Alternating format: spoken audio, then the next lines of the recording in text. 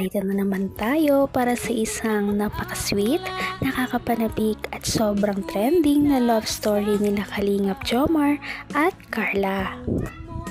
Ay aking makilala.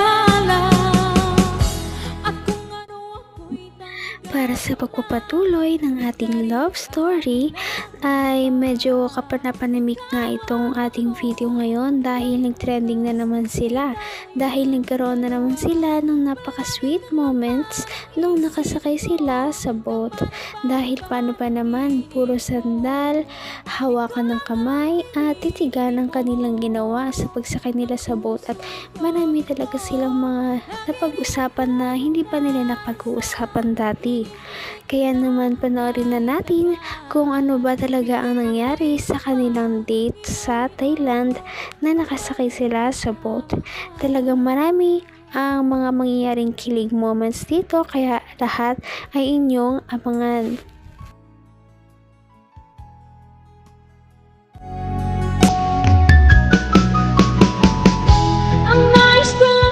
Pero okay na po ngayon.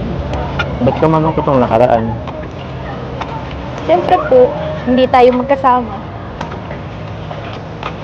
Sorry na. Magkaiwalay tayo ng ano. Sorry na kasi... Ba't ikot na tayo? Nahilo ako. Saan ba tayo pupunta? Nagsasaguan ka man din po. Ikaw naman tuloy. Pero yun nga. Sorry na at... nasa ibang sasakyan na ako. Yun kasi sasakyan na yun is sponsor din ng Jomcar. Namang, alam ko naman na kasama ka sa mga angels. Ako, kaya din muna inano ko. Pero, okay na rin yun kasi actually nagpamiss din talaga ako. Namiss mo ako, no? Hindi po. Bakit hindi? Nagtatampo ka nga eh. Mabubugo tayo! Ay, bilis! Ay, wait lang po. Pasan kasi tayo? Teka, hindi nagkakasundo yung sagwan natin parehas. Magkaibayat na tayong sagwan. Ganito na lang. Parehas tayo ganito. Pati yung sagwan. Pati sagwan, hindi nagkakasundo. Nagtatampo rin. Paano ba ito alisin? Ay, sorry. Sorry. Punta tayo sa gitna. Sayang naman yung bayad natin 200. Tsaka parang... Tara po. Tingnan mo, andito pa rin.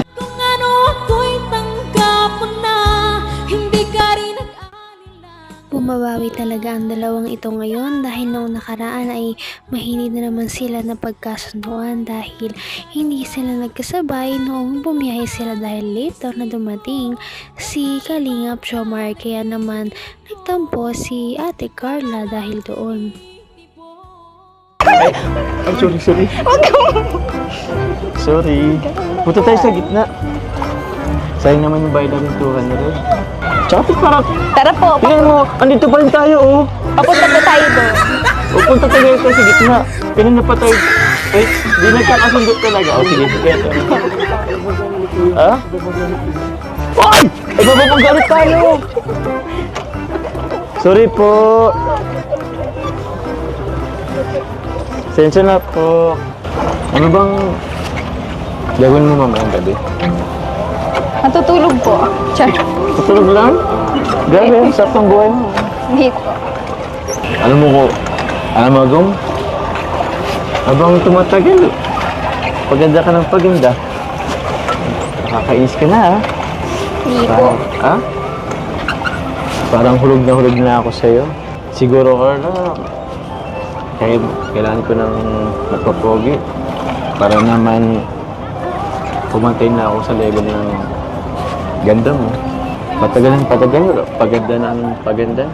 Alam na, nasisinagan ka ng araw. Dala lang po yun ng liwanag. Ha? Basta lang gumanda nung nasisinagan ka ng araw. Ako, kailangan ko na yatang magpapogi para naman baka patay man lang sa level ng kagandahan mo.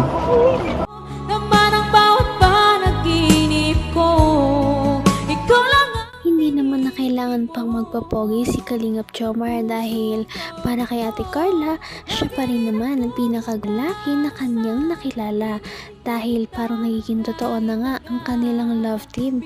Kaya ito na nga ang mga susunod na nangyari at mga revelasyon. Sabi ng karamihan sa akin, hindi ako pogi. Sinong bumubulong sa'yo na hindi ako pogi? Ano po ay, may narinig po ako dun sa meet and greet. Sa meet and greet? Joke lang po. Nadisappoint Joke ba lang sila po. na nakita nila ako personal? Sino ba yun? Kaya pala nabawasan yung subscribers ko ah. Alam mo, pagtingin ko ng after meet and greet, akala ko madadagdagan. Yun, bumawas. Napangitan ata sa akin. Pausin palang gawa natin, ano? Kaya nga po. Ikaw naman na po magsagwan po. Ako na muna? Sige. Baka pagod ka na eh.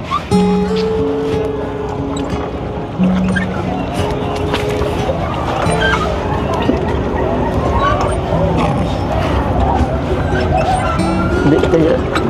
Paano ako makasagwan yan? Komportable ka ba dyan? Sige po, itigil mo na muna po yan pagsagwan po. Itigil ko na pagsagwan? Sige. Diyan ka nag-i-enjoy.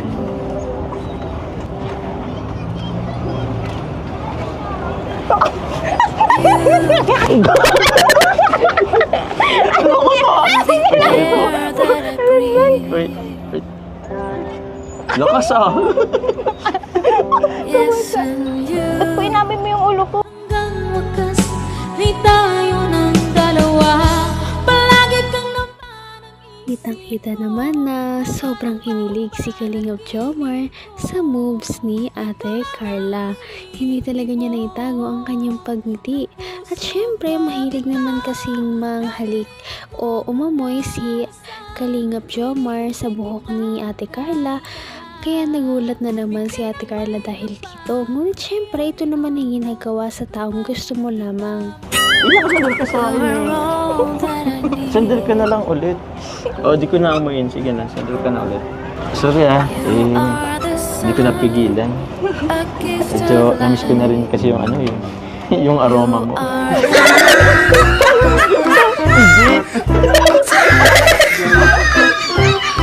Joke lang. Siyempre, alam ko naman yung amoy mo. Mabango pa rin.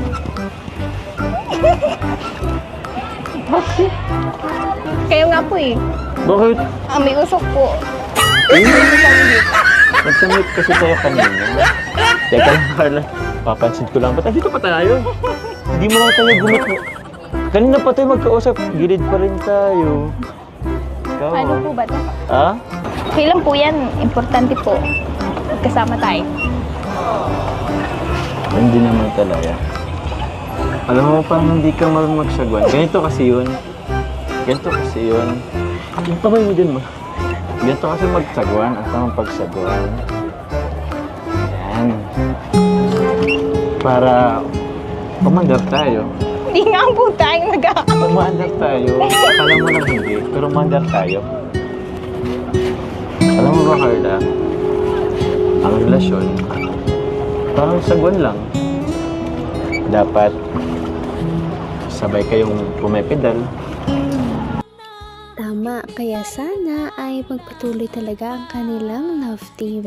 Nakakakilig naman ang kanilang usapan ngayon sa boat. At paniguradong hindi nila ito makakalimutan kahit na umuwi na sila ng Pilipinas sa susunod. Kaya naman abangan pa ninyo ang iba pa nilang pag-uusapan at mga revelasyong mangyayari sa ating mga video. Patindi na ng patindi ang mga pangyayari sa kanilang love story. Kaya naman sobrang dami talaga ang kinikilig sa kanilang love story at palaging nag-aabang. Kaya naman sana ay magkatuluyan din ang dalawang ito, si Ate Carla at Kalingap Jomar. Sana din ay patuloy natin silang subaybayan at suportahan para magpatuloy pa ang kanilang love team. Paniguradong hindi lamang ito ang ating aabangan dahil marami pang mga susunod na kilig moments na mangyayari sa kanilang dalawa. Yun lamang at maraming salamat sa pananood. Bye!